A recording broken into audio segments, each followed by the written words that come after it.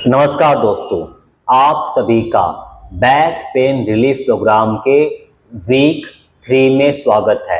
दोस्तों, आज हम बात करेंगे कि कैसे आपको बैक पेन रिलीफ प्रोग्राम के थर्ड वीक की एक्टिविटी को कैसे आपको अपनी लाइफ में प्रैक्टिकली अप्लाई करना है।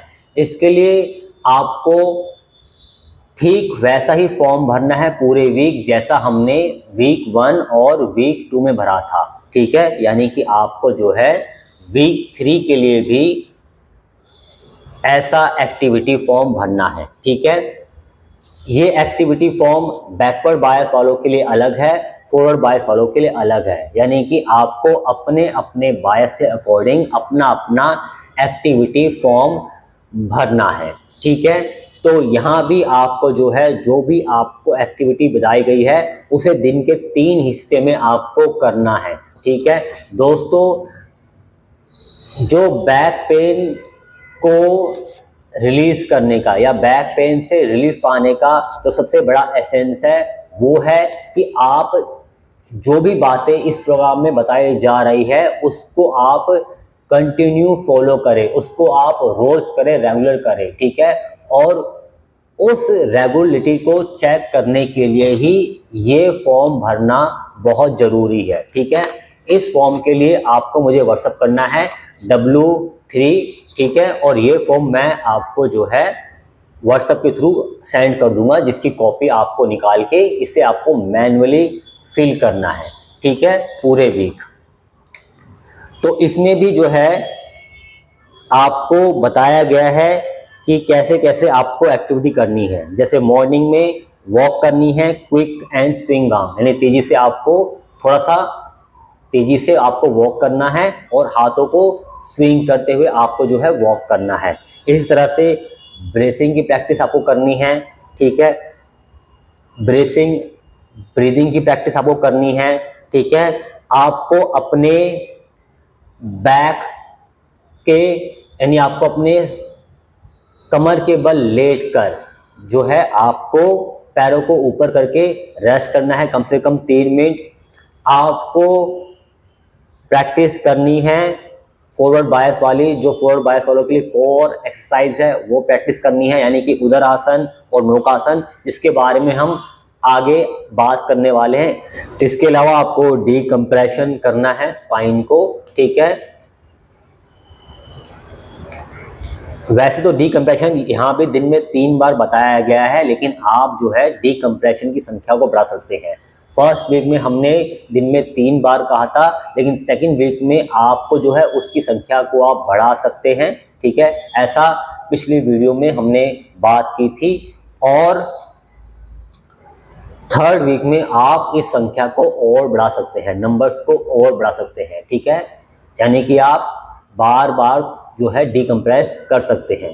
दिन में 3 बार नहीं, 3 बार से ज़्यादा आप डीकम्प्रेस कर सकते हैं। इसके अलावा सिटिंग रूटीन, यानी कि आपको लंबे समय तक चेयर पर कैसे बैठना है उसके बारे में जो हमने पिछले वीडियो में बात की है। ठीक है, उसको आपको फॉलो करना है। ठीक है, इसी तरह से चेयर से उठना है, वॉक करना है। ठीक है, जैसे बताया है हमने उसी वीडियो में कि अगर आप लंबे समय तक बैठते हैं चेयर पर तो आपको क्या करना है, वो चीज़ें भी आपको जो है मॉर्निंग में फॉलो करनी है।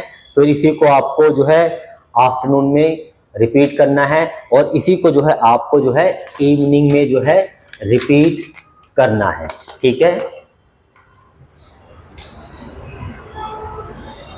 इस तरह से जो है आपको ये सारी एक्टिविटी दोहरानी है और आपको ट्रैक करना है इस फॉर्म के द्वारा कि आप जो है कितनी एक्टिविटी कर पा रहे हैं। जितना ज़्यादा आप एक्टिविटी करेंगे, जितना आप रेगुलर करेंगे, उतना जल्दी आपका बैक पेन रिलीज होना, आपका बैक पेन जो है कम होना शुरू हो जाएगा।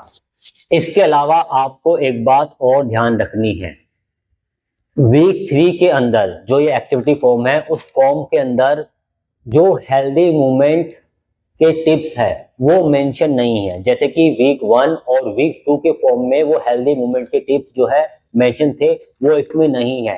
तो इसका अर्थ ये नहीं है, अगर यहाँ वो मेंशन नहीं है तो इसका अर्थ ये नहीं है कि आपको वो हेल्दी मूवमेंट फॉलो नहीं करनी है।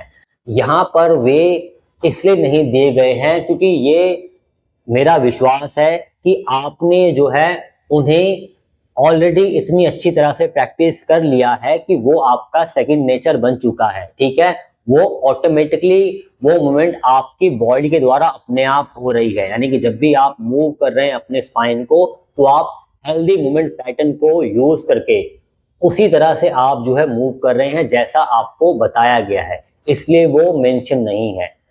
हेल्दी मूवमेंट, जितनी भी हमारी हेल्दी मूवमेंट है उसको हमें थ्रू आउट इस प्रोग्राम जो है फॉलो करना है, चाहे वो फॉर्म में मेंशन हो या ना हो। हमारी सारी एक्टिविटी, सारी मूवमेंट जो है हेल्दी मूवमेंट पैटर्न के हिसाब से ही होनी चाहिए।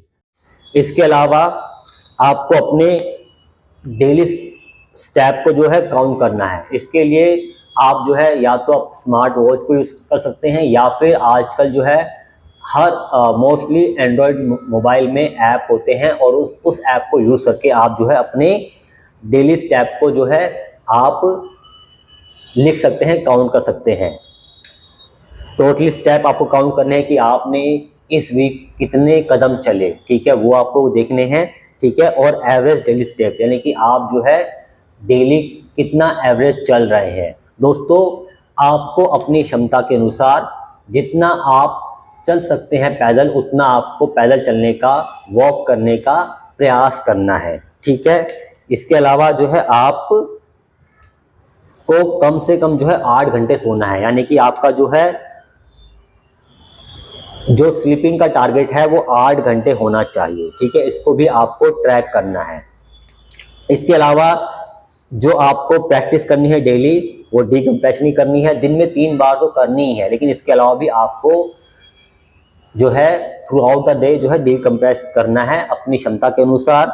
ठीक है, हिप बैंडिंग की प्रैक्टिस करनी है, ब्रेसिंग की प्रैक्टिस करनी है, एब्डोमिनल ब्रीदिंग की प्रैक्टिस करनी है, वॉक करना है। ठीक है, और रिक्वायरमेंट होने पर आइस या हॉट पैक यूज करना है। तो आई होप आपको ये वीडियो पसंद आया होगा। ठीक है, और जो बातें इसमें बताई गई है उसे आप यूज करेंगे ताकि आप जो है इस प्रोग्राम को जो है रेगुलर करें, कंटिन्यू करें और प्रैक्टिकली आप जो है इसको अप्लाई कर पाएँ। इस फॉर्म को जो है आप मुझे व्हाट्सएप करके W3 करके आप जो है ले सकते हैं, रिसीव कर सकते हैं। मिलते हैं अगले वीडियो में, जिसमें हम बात करेंगे कि कैसे हमें 3rd वीक की जो हमारी कोर एक्सरसाइज है बैकवर्ड बायस वालों के लिए और फॉरवर्ड बायस वालों के लिए, वो हमें कैसे करनी है उसके बारे में हम बात करेंगे। आप सभी का इस वीडियो के अंत तक बने रहने के लिए धन्यवाद।